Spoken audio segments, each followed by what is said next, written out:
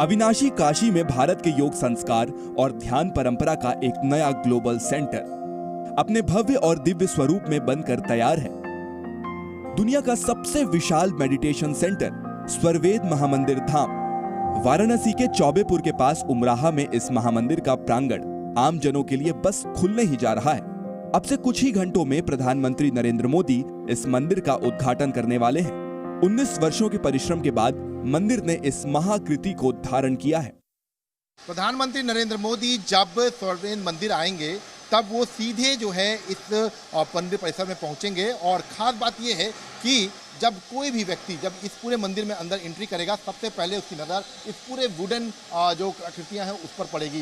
विशेष तौर पर यहाँ पर ये पूरा जो वुडन वर्क है वो कराया गया है। बिल्कुल फ्रंट जो मंदिर का गेट है उसके सामने ये पूरी आकृतियाँ जो हैं वो सजाई गई हैं और ख़ास बात यह है कि तमाम जगहों पर तो मार्बल का काम किया जा रहा है, लेकिन यहाँ पर जो विशेष जो फर्स्ट फ्लोर है यहाँ पर बहुत ज़्यादा खूबसूरत जो है वुडन वर्क किया गया है। इसके साथ साथ आप लिफ्ट के बगल की जो पेंटिंग्स हैं वो देख सकते हैं कि यहाँ पर तमाम पेंटिंग जो है वो लगाए गए हैं। इसके साथ साथ मंदिर के अंदर जो है झूमर लगाए गए हैं जो अलग तरीके से डिज़ाइन किया गया है। इसके साथ साथ आप पूरे मंदिर का जो सबसे खास है पहलू है, जो पूरा मंदिर का जो पूरा विशेषता है वो आप यहाँ पर देख सकते हैं। तो स्वरवेद मंदिर के निर्माण के पीछे विहंगम योग के प्रणेता कहे जाने वाले संत सदाफल महाराज की प्रेरणा है।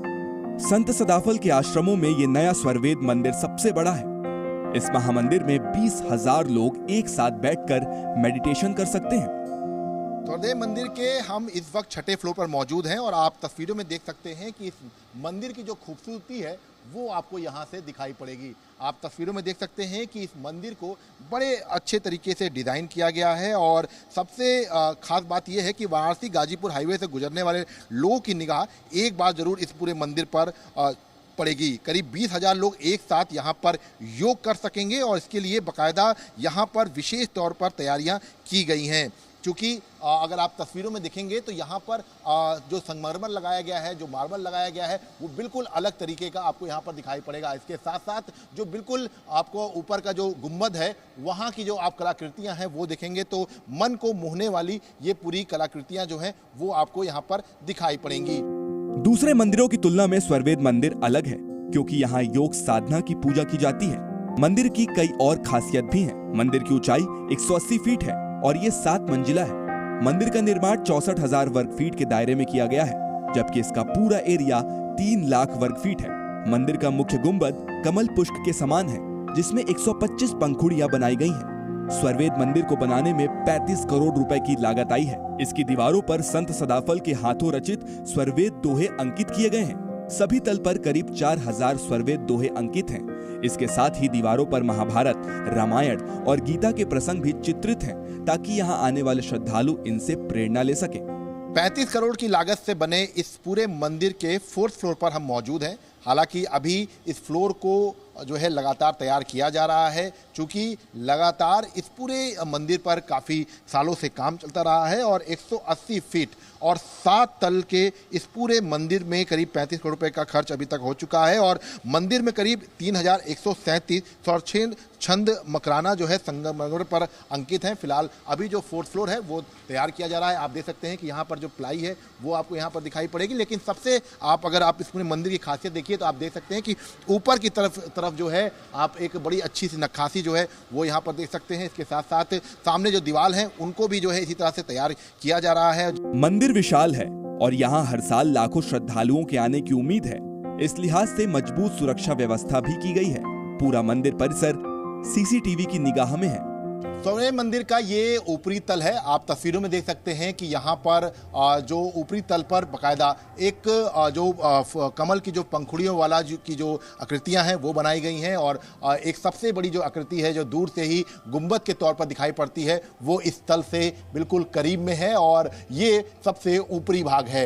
यहाँ पर तमाम तरह की जो मशीन रूम्स हैं उनको रखा गया है। इसके साथ साथ यहाँ पर विशेष तौर पर अलग अलग जो सिक्योरिटी लिहाज से जो कैमरेस हैं वो लगाए गए हैं। इसके साथ ही साथ यहाँ पर जो लाइटिंग की व्यवस्था है वो अलग से की गई है। और ये जो सीढ़ियाँ हैं ये ऊपर की तरफ जो है जो बाकायदा जो ऊपरी भाग है उसको जोड़ने के लिए बनाई गई हैं, ताकि कोई आम आदमी यहाँ पर ना आए, क्योंकि सिक्योरिटी पॉइंट ऑफ व्यू से भी इसका विशेष ध्यान रखा गया है।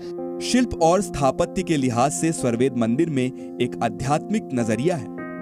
स्वरवेद मंदिर का ये दूसरा गेट है। आप तस्वीर में देख सकते हैं कि भव्य तरीके से इसको भी डिज़ाइन किया गया है और तमाम जो ऋषि मुनि हैं, इसके साथ साथ इस मंदिर से जुड़े हुए तमाम जो अनुयायी लोग हैं, उन सब की जो कलाकृतियां हैं वो यहाँ पर बनाई गई हैं। आप तस्वीरों में देख सकते हैं कि ये पीछे की तरफ का जो दूसरा गेट है, यहाँ पर एक अलग तरीके की जो डिज़ाइन है वो दिखाई पड़ रही है। इसके साथ साथ चूंकि प्रधानमंत्री जब यहाँ पर पहुँचेंगे तो बाकायदा पूरे कॉरिडोर को जो है वो घूमेंगे और बाकायदा इस गाड़ी पर बैठ कर जो है वो पूरी कॉरिडोर घूमेंगे। प्रधानमंत्री यहाँ पर जब आएंगे तो इस गाड़ी से पूरा कॉरिडोर घूमेंगे। जी, ये गाड़ी में बैठ के हमारे स्वामी जी के साथ प्रधानमंत्री जी बैठेंगे और ये पूरे मंदिर की परिक्रमा करेंगे गोल्फ कार में।